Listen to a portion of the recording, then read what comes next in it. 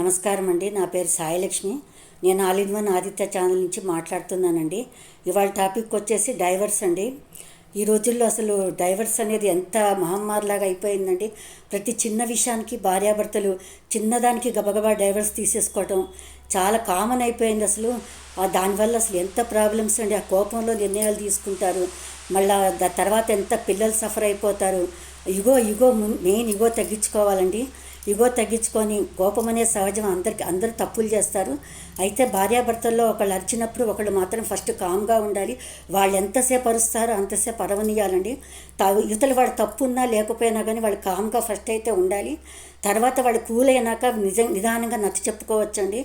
ఇలా ఒకళ్ళు అరిచినప్పుడు ఒకళ్ళు కామ్గా ఉంటే అసలు గొడవలే రావు. వాళ్ళే తర్వాత తెలుసుకుంటారు, నిదానంగా నచ్చ చెప్పుకోవచ్చు. వాళ్ళు అరవంగానే నేను తప్పు చేయలేదు, ఎందుకు అరుస్తున్నావు, బయట ఎన్నో సమస్యలతో వాళ్ళు తిరిగి వస్తారండి. ఆ సమస్యల మీద ఏదో అరుస్తారు. మన తప్పు లేకున్నా ఒకసారి ఒక చిన్న తప్పు ఉన్న దాన్ని పెద్ద ఇష్యూ చేస్తారు. లేకున్నా బయట వాళ్ళ ప్రాబ్లమ్స్ని మన మీద చూపిస్తుంటారు. అప్పుడు మనం కూడా నా తప్పు లేదు, నన్ను ఎందుకు అంటున్నాను, మనం కూడా ఈగోతో మనం కూడా రెచ్చిపోయి ఇద్దరు పోట్లాడుతుంటే జరిగేది ఏముందండి. మానవ జీవితం చాలా చిన్నదండి. లైఫ్ ఎంతో చాలా చిన్నది. మనం చాలా ఆనందంగా సంతోషంగా ఈ జీవితాన్ని గడపాలి.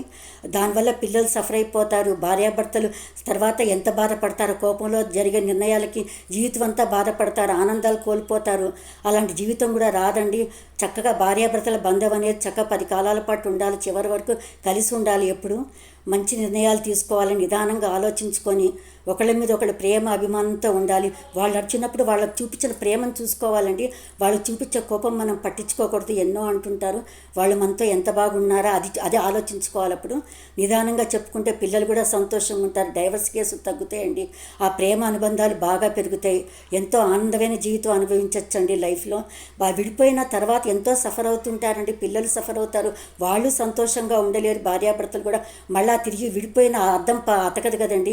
ఆ జీవితం మళ్ళీ తిరిగి రాదు. ఆ జీవితం ఏది కోల్పోయిన జీవితాన్ని బతికున్నంతకాలం సఫర్ అవుతూనే ఉంటామండి. ఎంత ఆనందంలోని ఇది మాత్రం మర్చిపోలేరు. అందుకని ప్రతి చిన్నదానికి కూడా మనం తప్పులు ఎత్తకుండా ఎవరితోనన్నా నెగిటివ్స్ తీసుకోకుండా మన భర్తల్లో ముఖ్యంగానండి వాళ్ళ దగ్గర వాళ్ళ కొంచెమన్నా మంచి ఉంటుంది కదా, దాన్నే మనం చూసుకోవాలి. వాళ్ళు అరుస్తున్నప్పుడు మనం కామ్గా ఉండాలి. భర్తలు కానీ భార్యలు వచ్చినప్పుడైనా కానీ వాళ్ళైనా వీళ్ళైనా కానీ కామ్గా ఉండి తర్వాత ఇగో తీసేసుకొని చక్కగా ఆనందంగా సంతోషంగా ఆలోచించుకొని చక్కగా ఉండాలండి. ఇంకా అలా అప్పుడు జీవితం సంతోషంగా ఉంటుందండి. ముఖ్యంగా మానవ జీవితం ఎప్పుడో ఒకసారి వస్తుందండి. దాన్ని సద్వినియోగం చేసుకోవాలి. జీవితకాలం సంతోషంగా ఆనందంగా ఉండాలంటే ఎవరైనా కానీ ఇగో మానేయాలండి. వాళ్ళల్లో నెగిటివ్లు తీసి ఎంతమంది 100 నెగిటివ్లు చేసినా ఒక్క పాజిటివ్ అయినా ప్రతి ఒక్కళ్ళలో భగవంతుడు ఇస్తాడండి.